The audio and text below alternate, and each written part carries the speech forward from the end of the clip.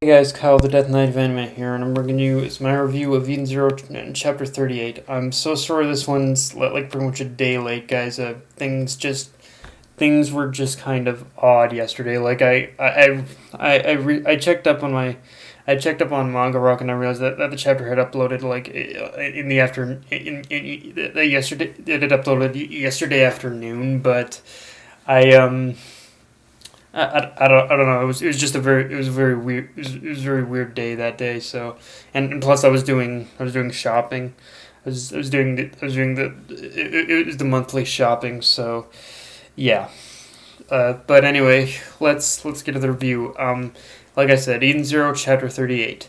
And starting off, one thing I thought was really hilarious about this chapter was the mini cheat code mini cheat code duel between Hermit and Jamarov, with Shiki as the unfortunate test subject, and just seeing him constantly being used by those two in order to flex their coding muscles really had me chuckling because it was like they were just they were just going back and forth between pretty much between Hermit dressing Shiki up and Jamroff pretty much canceling all the cheats, like just that back and forth. It's something out of like a Looney Tunes cartoon or something, and I can appreciate a little I can definitely appreciate a little comedy like that. Like it's just hilarious. Like it's just hilarious to see. Um, now, one thing I will say is that the final battle itself between Shiki and Jamarov was kind of disappointing. But it's not disappointing for pretty much the reasons you think. Like, if you're thinking I'm disappointed because pretty much Shiki essentially one-shotted Jamarov, I'm not. Pretty much for me, the disappointment comes with the fact that they put a lot of focus on cheat codes being the thing in order to defeat him, and it really just boiled down to pretty much Shiki pretty much doing it on his own and in the exact same way he always does it, which I do get in a way because it fits into the theme of human will over data and programming, but I still think there was a missed opportunity that Mashima that definitely should have taken advantage of in order to incorporate at least some kind of cheat code while still holding on to that message, because I feel that there are ways you can do that, but by incorporating a cheat code in there and still hold on to the message of human will versus data and programming. Like I think it is possible to do. It might be difficult, but I think it was still possible. So yeah, I feel he could. I feel he could have done something with that, or maybe I just wanted to see Shiki wear some cool armor in the final battle, in the final fight, because yeah, a lot of those armors that we see Shiki wear in this chapter were pretty freaking epic. Like a lot of them were basically something out of one of those out of like World of Warcraft or Diablo, where just a lot all those cool, just any kind of cool like from fantasy RPG. Like I love when we see armor, the cool armor stuff like that. It's always cool. Um, um, but yeah, it was. But yeah, overall, like him, like with Shiki not pretty much using a cheat in order to beat Jamarov. It's one of those things where again, it's fine. It's just one of those. But yeah, it's fine. It's just a missed opportunity at best. And also, one thing. Also, in order to address in order to address the whole thing about in order to address the whole thing of Shiki pretty much one-shotting Jamarov in this chapter, um, one thing I found interesting about this chapter is that Mashima, he found an interesting loophole around his whole friendship power up trope, and it's one of those things where at first sight with Shiki's whole friendship power comment, it did kind of it did throw me for it did I'm not gonna lie and say it didn't throw me off, because it did, but it makes sense when you pay less attention from Shiki's comment and more attention to Hermit's little commentary about damage per hit. Like when you pay attention to what Hermit says about damage being inflicted each hit, it definitely it works a little better for sure. Like it is an interesting loophole. If you yes, if you really pay attention to the dialogue, it is kind of an interesting. If you look past that one comment Shiki made and look more at Hermit's dialogue, it is an interesting loophole around that for sure. Um, having said that, I really like the twist that was thrown into this chapter with Jamarov choosing to erase everything, and once again Mashima managed to get some really intense imagery, and seeing everything being deleted was scary enough.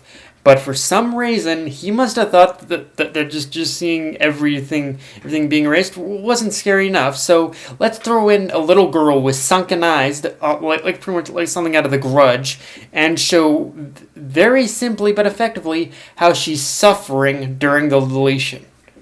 Like, yeah, I don't know why, but Mashima has really chosen to show us his sadistic side with this series, and I know everything turned out fine in the end, but I think the reason he does stuff like this is to have that little extra sense of urgency, but even within the realm of adding a little urgency to pretty much a situation, it's like, yeah, Mashima, what the fuck, bro? You're really showing how much of a sadistic bastard you are with this series. Like, holy crap! Like he's willing to put. I think now that he's done with Fairy Tail, I think he is willing to show just pretty much how much just how much shit he's willing to put any of his characters through, whether they're secondary no name characters or main cast. But yeah. um. Although I will admit, for basically as serious as the whole, as serious and kind of scary as the whole game pretty much being deleted was, there I will admit it was, I will admit all the, I will admit the with in the way that one thing I found kind of hilarious about Jamarov choosing to destroy the town is that the way things pretty much play out leading up to him doing it, you can kind of very easily compare what George Jamarov was doing in this chapter to any of those whiny gamers out there who rage quit for basically not pretty much getting their way. Like I know I'm not alone in this, but I'm sure anyone who's like a gamer like me has always dealt with, especially in the RPG world. I'm sure all of us have dealt with those players who just kind of rage quit out of a group or something, or rage quit in general for basically not getting their way.